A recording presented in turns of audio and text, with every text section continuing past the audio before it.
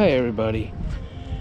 I've decided to make a video today on maintenance on my Harbor Freight generator, the Predator 3500.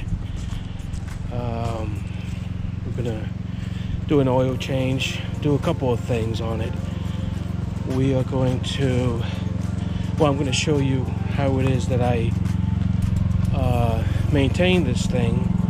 I've had it for about 3 years now. I bought it originally to build the cabin, this cabin right here. About 3 years ago I bought the generator and used all the power tools on it, on the generator, to build this cabin. The outside's done, but the inside's still basically a shell, so I still got some work to do. It's an ongoing project. Anyway, here's the generator. So the case that what I did is I built a little, looks like a little doghouse, what it is, but it works really nice. I'm going to show you what it is that I've done with this thing. I mean, it's pretty quiet. Everybody's pretty much familiar with this thing. I'm going to shut it off now so you can hear me better.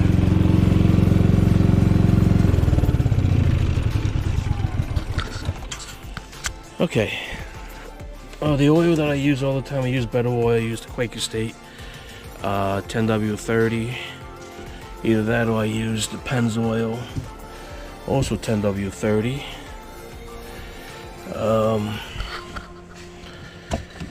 We're gonna go on ahead and take this generator out of here. The box itself, like I said, it's just from the scrap material that I had left over from the cabin. And what I did, I'll show you what I did after I pulled the generator out. Because this thing has been running basically, I come up here to my cabin maybe 3-4 times a year, and the generator runs from the time I get here, about a half hour after I get here, till the morning of when I leave. And I stay up here roughly for about a week every time that I come up here. So what I want to show you is the inside of this box that I made right here, which is kind of interesting. Maybe somebody else might be interested in doing the same thing. It's just big enough to fit the generator in there. And what I did is I have this little, kind of like where the exhaust will go out, and you can see all the soot and stuff that's in there. And this works pretty nice. If you look to the back, I don't know if you can tell on the screen right here, but there's a mesh that I put back there. That's so that because what I did is I took out the spark arrestor on it, and I removed the little screen in the back, the little filter thing on the back of the generator, because it kind of hinders its performance. And so basically what it is on the outside, if you want to look at this, is just a bunch of mesh. It's gutter guard mesh. So you go to Home Depot or Lowe's, you get a piece of gutter guard. I cut it, stapled it on there, and doubled it up, and I have same kind of thing like a spark arrestor. Up here what I did is kind of took my circular saw and cut it out like that, but that's just so that the generator can get air in there. But for the most, I leave it open anyway. When I was building it, I thought it was a good idea at the time. Anyway, let's get back to the generator and servicing it. I've already removed the screws, or loosened the screws over here to keep the side on. Put this over there. Now, a couple of things that I've done with this thing, and if we look at the owner's manual, it'll tell you that this generator should perform at about 25%, and it should do for about 11 hours on 1 full tank of gas. And I don't know if you can see that right there, but that is I took a screenshot of it, and let me see, I don't know if you can see that close enough. I don't know if you can see that good enough, but it says for runtime at 25% load with full tank, it's 11 hours. What I've done here is I have, about a year and a half ago, this thing started running really choppy. And so I had to try to figure out why it was. I was actually thinking about having to go buy another one. and I couldn't figure out what was going on with it. But it turns out that you see this piece right over here, that is a charcoal filter that Harbor Freight, or whoever manufactures it for Harbor Freight, they decided that to put in, they thought it was a really good idea. And what's supposed to happen is from the fuel tank, whenever you put something on, like, I don't know, a microwave or a hair dryer, whatever the case may be, there's going to be a jump. The generator jolts a little bit. And so what happens is there's a little bit of, I guess, spillage. I don't know. I'm assuming that's the whole idea. There's a little bit of spillage from the gas tank, and this charcoal filter is supposed to catch it.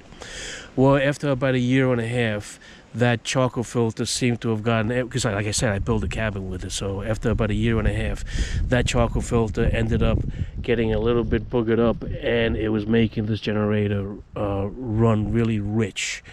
And what I mean by that is, I was getting like maybe 8 hours maximum of runtime before I needed to fill it up again. Also, it was fouling up my spark plugs, which I went on ahead and changed. I was using, it came with the Bosch spark plug, which I have the old one still right here in the box.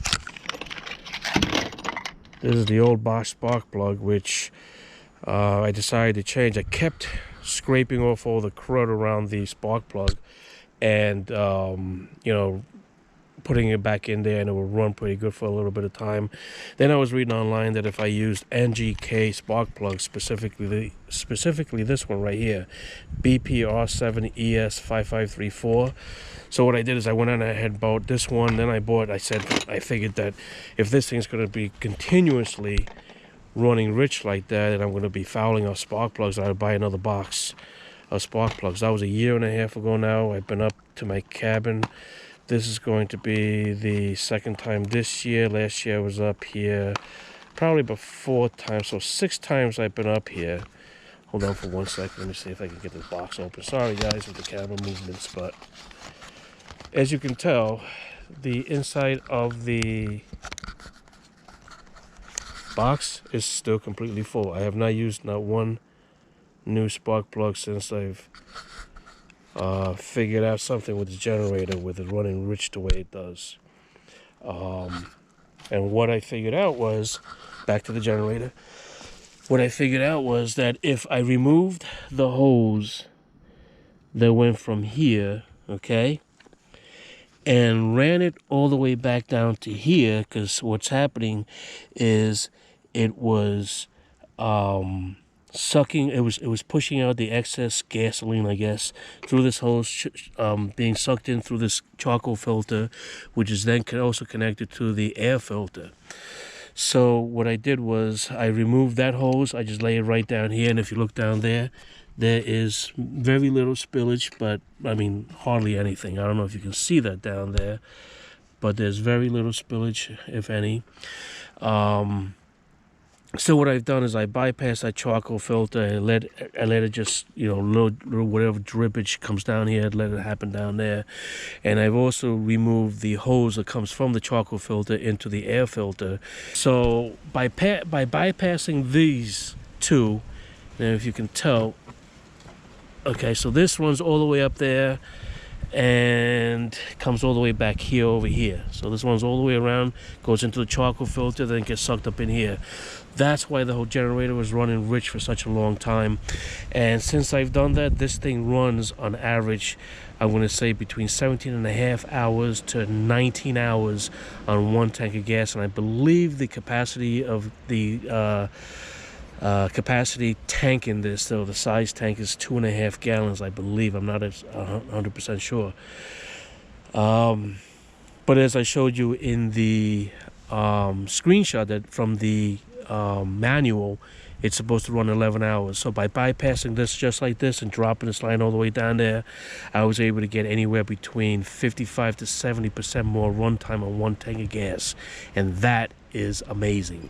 Now, the other things that I'm going to do, I'll show you. Obviously, I'm going to do the oil change right now.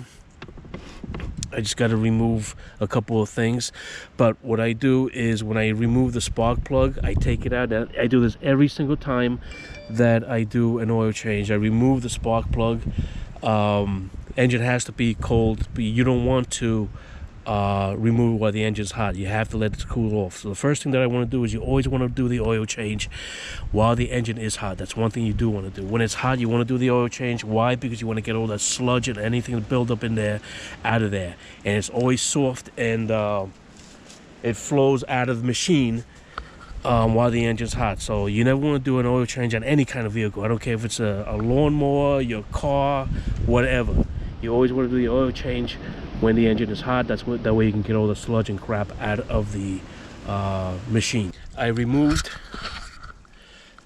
the plug. Right now it's draining. There's a little plastic or rubber thing on the bottom that, you know, if you don't remove that, or if you don't pop that open, you're going to get oil all inside the compartment of the generator. So always remember to do that. I removed the little rubber, whatever this thing is that goes around the spark plug. Goes in just like that, and it comes out just as easy. The spark plug wire is right here. You do not want to remove that spark plug while the engine's hot, because you will strip it out. So what I'm going to do is I'm going to show you another thing that I did also to increase the efficiency of this generator, and what gave me the extra run time on one tank of gas, on a full tank of gas, from 11 hours to all the way up to 19 hours sometime. The thing that I did remove from this generator that was causing a lot of problems and was fouling up the spark plug possibly also, I'm not 100% on that one, is these things right here. These things. Now on the back, or on the side of the generator, I guess, is the exhaust tube coming out of the side of the generator. Inside there they put this mesh tube looking thing, and that's supposed to catch any sparks that may come out of the generator, I'm assuming. Normally would go in like that, and this piece with that little, I don't know, scrunched up screen is supposed to go in just like this, right?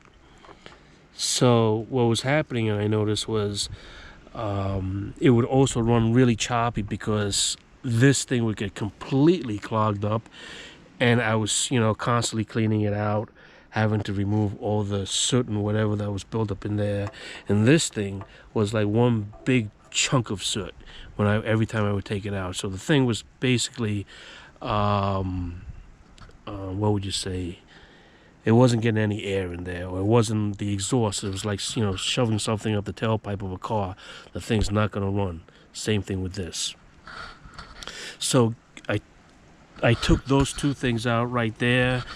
That's the reason why I put that little contraption on the back of my box. So, because this right here is supposed to be a spark arrestor, and it's supposed to keep it so that when it kicks up, if a spark comes out, we don't get, you know, you don't start a fire. Happen is after this thing got all boogered up in here, it would cause this thing to run really rich, because it was just sucking up, I guess, the excess gasoline that might have gotten in there after all the time that I would run it. But I mean, as you can see down there was really nothing as far as spillage or overflow from this tube that comes from the tank, which I just leave sitting down. It takes about 20 ounces of oil, and I'll be back once everything's done dripping and this spark plug is cooled off enough where it's not hot. Well, I'm going to end up stripping the damn thing. Right now outside it is April 21st, I believe it is, and it's cold up here. It's probably about 38 degrees right now out here, and it's not going to take very long for this thing to cool off. So I'll see you guys in a bit. I've let this thing drain for about a half hour. Just want to make sure all the gunk and stuff is out of it. Sorry about that. So that's what it looks like right now. It's elevated. It's tilted to get all the stuff out. Just want to show you what I've used, or the tools that I'm using right now. Actually, it's not very many. Screwdriver actually comes with the generator. It works pretty good, and so I still use it myself. It's a 10mm socket for the oil plug,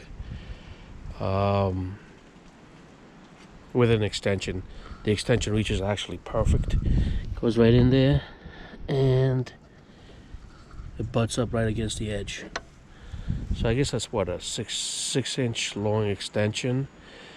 To remove the screws around the spark suppressor was one of these right here, an 8mm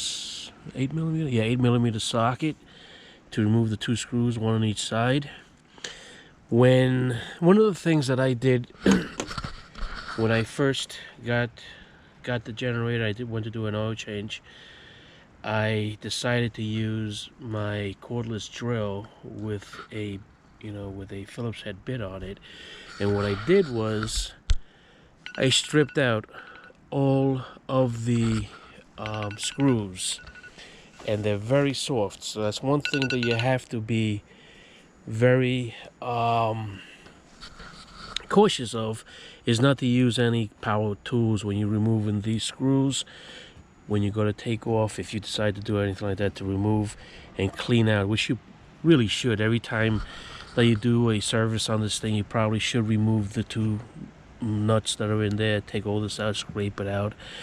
And if you're gonna have it stable where where it doesn't move ever in a box like I have, you may want to consider leaving this off, because it really does help with the consumption of gas on that.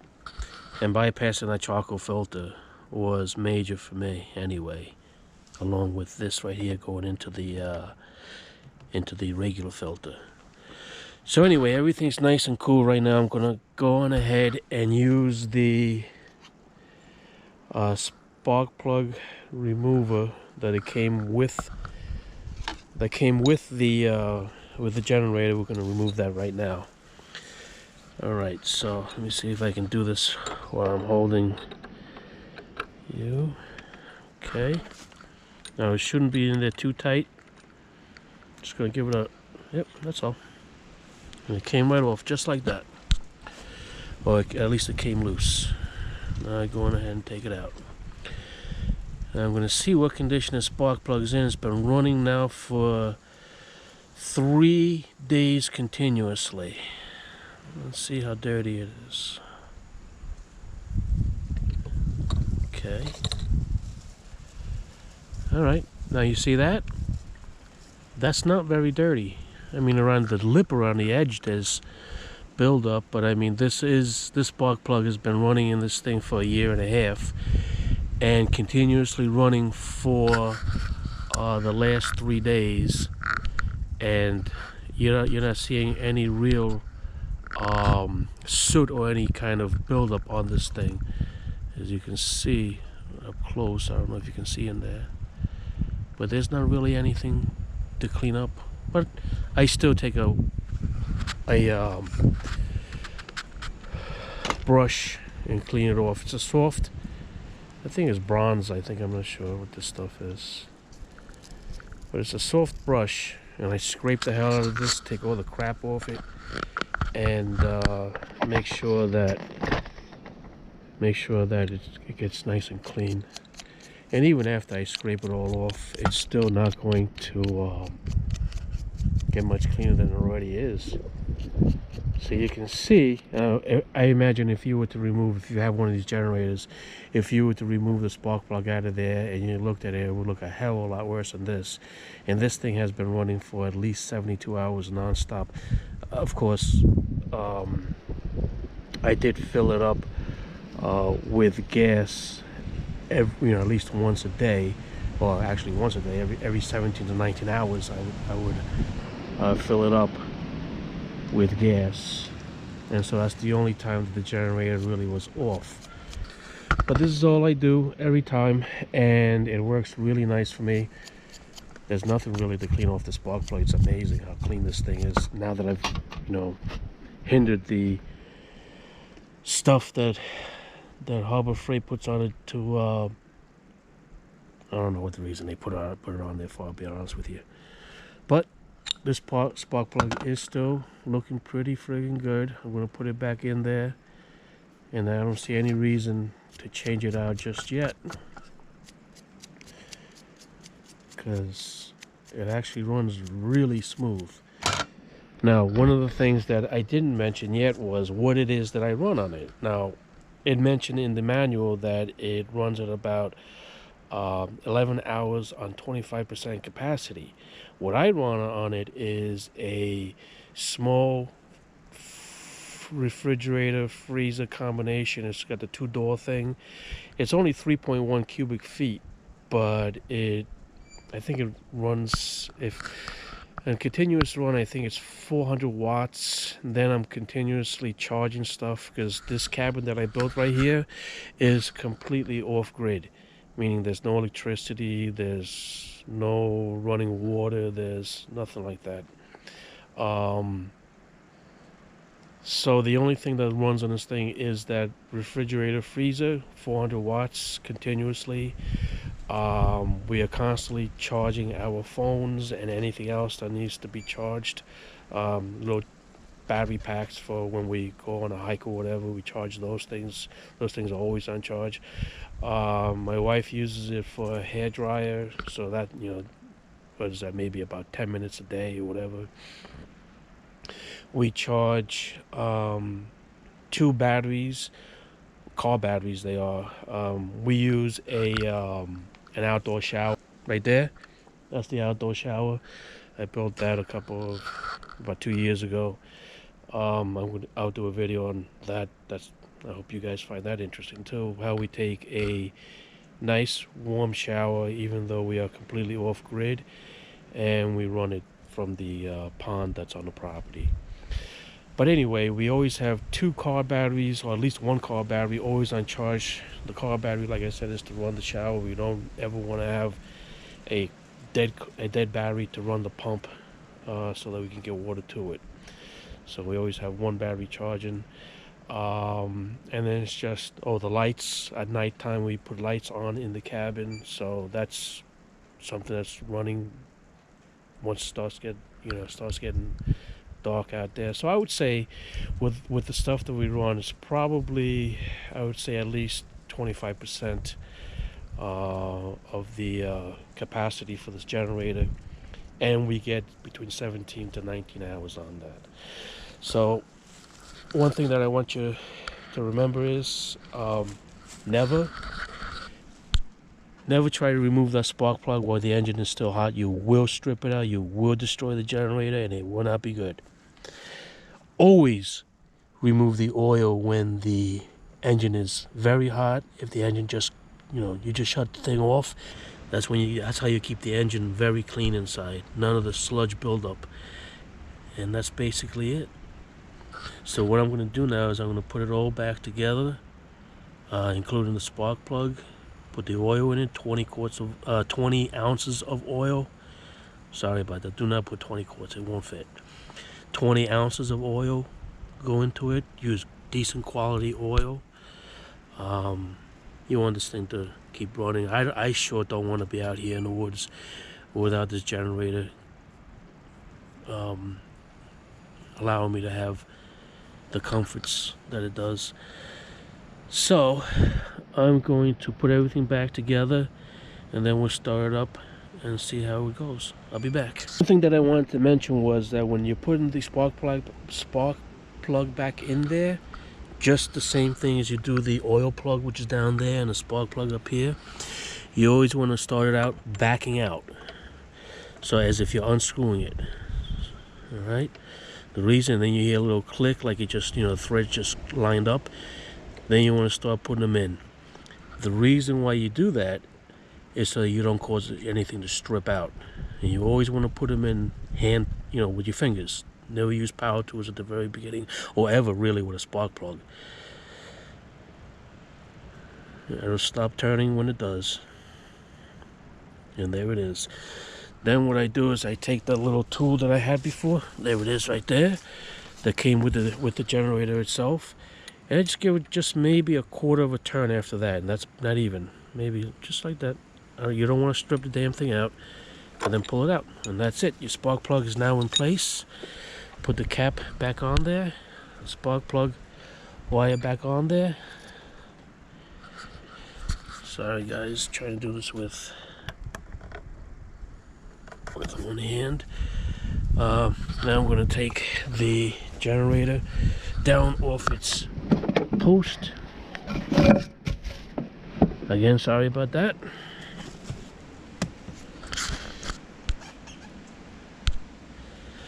And now I'm going to start putting the plug back in there.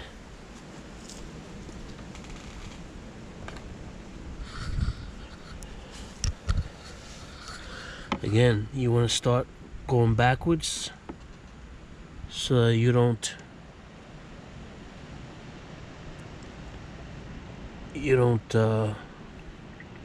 mess up the threads, and always by hand. Again, never use tools on this, power tools. You will strip it out. Okay, at that point, I'm using just a regular little junk ratchet that I always keep just in the box for this specifically, and just tighten it up a very little bit.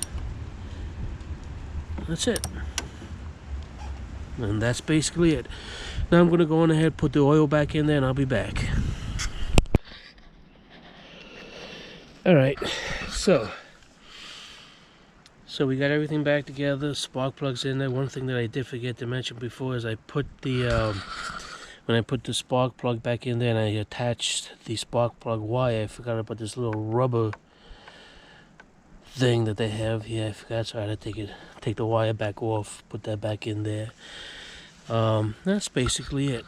Just wanted to mention that because I did forget before. Now we're gonna put the plug back, the cover back on. And we're gonna start it up and see what she sounds like. She should sound pretty good, actually, because she always does. Generators are actually pretty good, really good. I mean, you can pay the extra money for a Honda if you want, but this thing works just fine. It's worked for me, and it hasn't failed me in the whole time I've had it, except for, like I said, when I first, about a year ago, I guess it was, when it started running really rich and I couldn't figure out why, and now I did, and hopefully this is helpful to you guys. All right, so I haven't filled it up with gas again. Should be a little bit at the bottom. Remember, I did not let it run out. I wanted to run, I wanted to shut off while let the engine be hot and everything when I change the oil. So there still should be some gas in here. And I figured that it wouldn't shut off until about 5 o'clock this evening. And yep, there's still a pretty good amount of gas in there. So let's start her up and see what she does here. Let's go over here. Make sure that the ESC throttle is off. We're going to put it to start.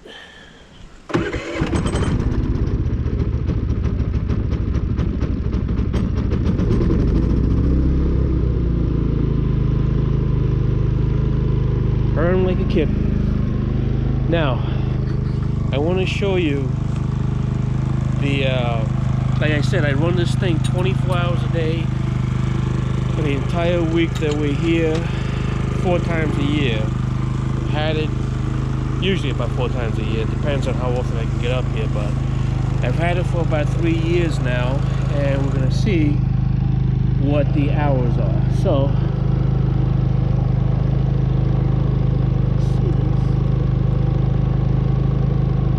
the number of hours on this thing so far are 1,274.